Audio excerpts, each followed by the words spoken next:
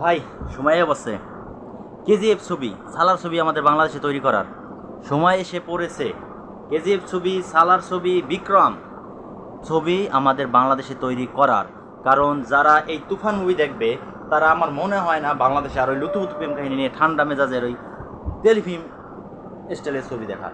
কারণ এই ছবিতে যা আছে, যা কালার, যেই গান, যেই অ্যাকশন, যে থ্রিলার, আমি বাংলাদেশের ইতিহাসে আজ পর্যন্ত এই ছবি দেখি নাই। বাংলাদেশের ইতিহাসে এমন ছবি আজ পর্যন্ত হয় নাই। বাংলাদেশের ইতিহাসে এমন গল্প আজ পর্যন্ত হয় নাই। ধন্যবাদ দেওয়া লাগবে রায়হান রাফি, ধন্যবাদ রায়হান রাফিকে দেওয়া লাগবে। কারণ রায়হান রাফি এত সুন্দর একটা ছবি 8-10 কোটি টাকা দিয়ে একটা ছবি তৈরি করছে। রায়হান রাফিকে যদি 40-50 কোটি টাকা দেওয়া হয়, তাই রায়হান রাফি কী মাপে ছবি করতে পারবেন তারা এই তুফান ছবি দেখে বলবেন। এই ছবিতে আপনি লাস্ট একটা সেকেন্ড আগ পর্যন্ত বলতে পারবেন না ছবির গল্প কী। লাস্ট একটা সেকেন্ড আগেও বলতে পারবে না ছবির গল্প কোনখান থেকে কোথায় চলে যাবে। শাকিব খানের ছবি, এমন থ্রিলার মুভি বহুত বছর পর হলো। এই যদি গ্যাংস্টার ছবি হয়, শাকিব খানের মনে হয় সম্ভবত আগে খুনি শিকদার ছিল। খুনি শিকদার ছবি যারা যারা দেখছেন তারা বলতে পারবেন কীরকম ছবি। খুনি শিকদারের স্বাদটা কিছুটা পাবেন, কিন্তু খুনি শিকদারের মনে করেন না যেটা খুনি শিকদার। খুনি শিকদারের স্বাদ কিছু কিছু পাবেন, কিন্তু গল্পের কাহিনী, সংলাপ, কালার, অ্যাক্টর, প্রত্যেকটা ধাঁচে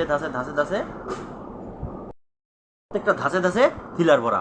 আপনি গল্প ধরতে পারবেন না। আমি গ্যারান্টি দিয়ে বলতে পারি গল্প ধরতে পারবেন না। কারণ গল্পেতে যারা যারা অভিনয় করেছেন, চঞ্চল চৌধুরীর কথা বললেই নয়, শাকিব খান, গাজী রাকায়াত, ফজলুর রহমান বাবু, তাদের অভিনয় তো আপনারা সবাই জানেন তারা কী ধাঁচের অভিনয় করে।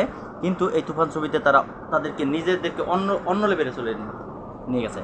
আর আপনার যারা তুফান দেখে নাই, শাকিব খানকে দেখে নাই, যারা তুফান দেখে নাই, রায়হান রাফিকে দেখে নাই, যারা তুফান দেখে নাই, বাংলা মুভি দেখে নাই, আমি গ্যারান্টি সহকারে বলতে পারবো যারা হিন্দি, তেলুগু, তামিল, কন্নড়া, মালায়ালাম, বলিউডের ছবি দেখেন তারা এই ছবি দেখলে নিরাশ হয়ে ফিরে যাবেন না। তাদের পয়সা উসুল হবার মতো ছবি। আর কিছু বললাম না। আপনার শেষ পর্যন্ত ছবি দেখবেন, ছবির নাম ওঠার পরেও হলে বসে থাকবেন।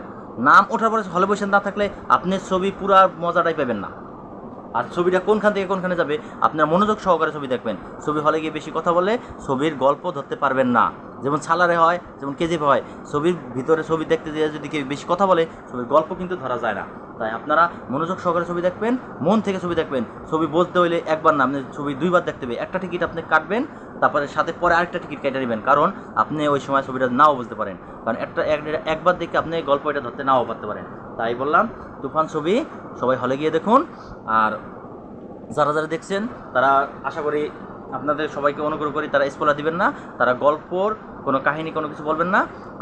ছবি দেখুন, সবাইকে দেখার জন্য উদ্বুদ্ধ করুন।